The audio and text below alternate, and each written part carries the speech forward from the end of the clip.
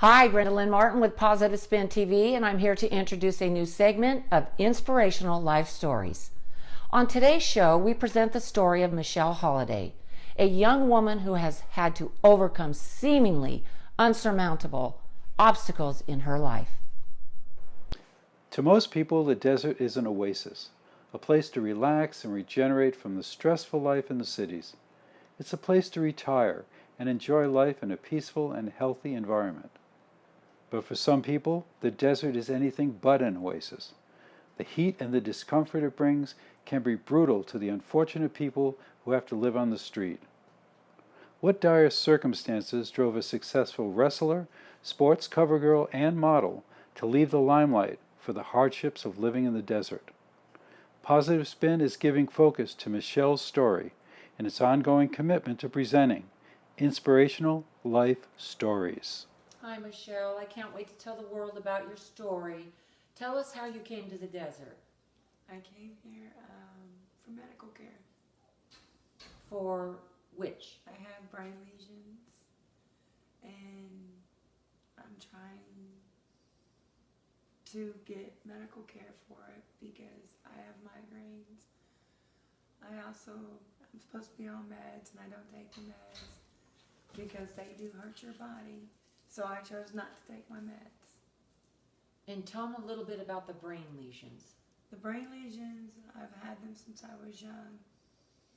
I had a neurologist in Indianapolis tell my mother and me that there's nothing that they could do for them. There's no operation or anything.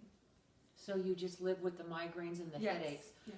But being on the medicine that you were on for 15 years, it caused damage to your liver, and you decided to go a different route. What you chose was what? Medical marijuana, and I'm trying to get my license because I'm bipolar, schizophrenia.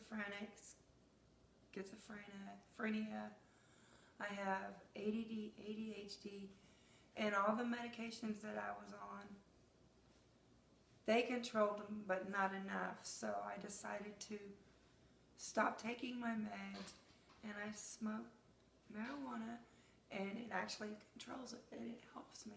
And it's also made your brain lesions become smaller according to the results of the tests that were taken. Yes, and that's another reason why I chose, because I would rather do the medical thing than take medication that's going to ruin my body and destroy my body even more than what I already have.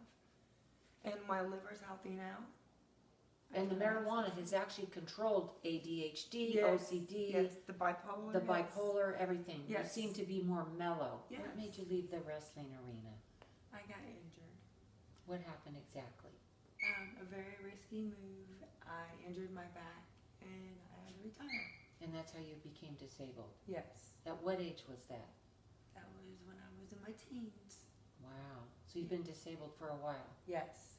Is that permanent? Yes. Wow. Okay. So tell us what lessons you've learned being out there. That it's not easy being out there. People think, just because you're homeless, that you don't have self-respect for yourself. You don't have respect for yourself. You don't, you put yourself there. You didn't put yourself there. This could happen to anybody. This could happen to anybody. To anybody. And that's what people don't understand. It can happen. It happened to me. And that was the hardest thing in my life, is to become homeless. Because when you're being judged every day, people don't realize how hard it is to sit there and say, excuse me, do you have $1? Do you have spare change? That's hard for somebody to ask. Just to survive, to get something to drink or eat. Just to get something to eat or drink. And the restaurants now, they're locking the bathrooms because of the drug addicts going in there and doing what they're doing in the bathrooms. So they're locking the bathrooms now in the restaurants. So you have to go up there and purchase something to go to the restroom in a restaurant, to where you've got good people that are in my situation, like me. I've met many people that are good people that are homeless, like me, that get discriminated just like I do, because the restaurant owners think that I'm going to go in there and do something that I'm not doing. And that's why I've been judged out a lot, because I don't do drugs. I choose to walk away from that. I choose to not put myself in that situation because I was around it every day. And when you're around it every day, you want to walk away from it. Living on the streets is very scary, very hard, but when you found me, I mean, I was glad because I was at my wit's end. I was ready. I couldn't do it no more. I was tired. I was ready to live peaceful again, to be away from all the men and the prejudice. And I got fired from a very good job because I'm gay. That's one of the main reasons I was fired. And I'm not mad now. I was when I did get fired, but I'm not now. I'm not mad. I mean, I get judged every day, and people judged me because they thought that I was a heroin addict, and I'm not. You've never done drugs? No, never. Just the marijuana for the brain lesions? Yes. How long were you in the streets? 2 months. And where did you stay?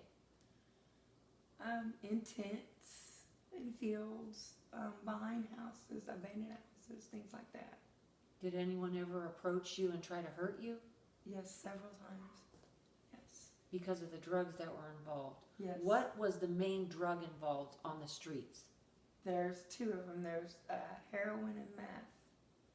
One's called white and one's called black. And how do they do that? They shoot themselves up with syringes. And you were next to that every day? Every day, yes. Every day, yes. Every day. Must be very difficult. It was. But I mean... And you also have a little dog that's with you, Wendy. Yes. That She's is my baby. Yeah, she's now your service dog as Yes, well. yes. How did she survive out there? I kept her cool. I kept water and food every day for her. People donated food and everything else. And how did you continue to get food and water yourself? I asked for money. I didn't have a choice. Or I would just sit there with her and people would give me money for her. And tell everybody that you do have an income and how you get that income. Yes, I do. I'm on Social Security and I get it for mental reasons. Yes. This is our little Wendy, your new service dog. Tell everybody how she became a part of your life and where you guys are at today. I got her from a homeless lady at Stater Brothers. When I got her, she was very tiny. And I've had her ever since she was 5 weeks old. She's my world. She's my everything. And I've had people tell me, well, why don't you give her up and get off the streets? No, this is my baby. She's my everything. She means everything to me. She's a great dog. She's very smart. She's me.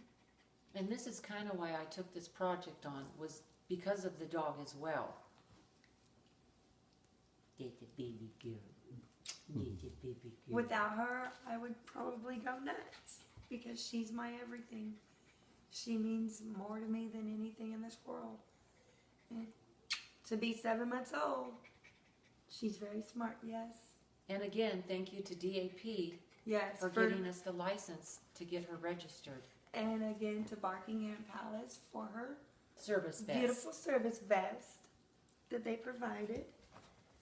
And to everybody out there that's supporting me and her in getting us the...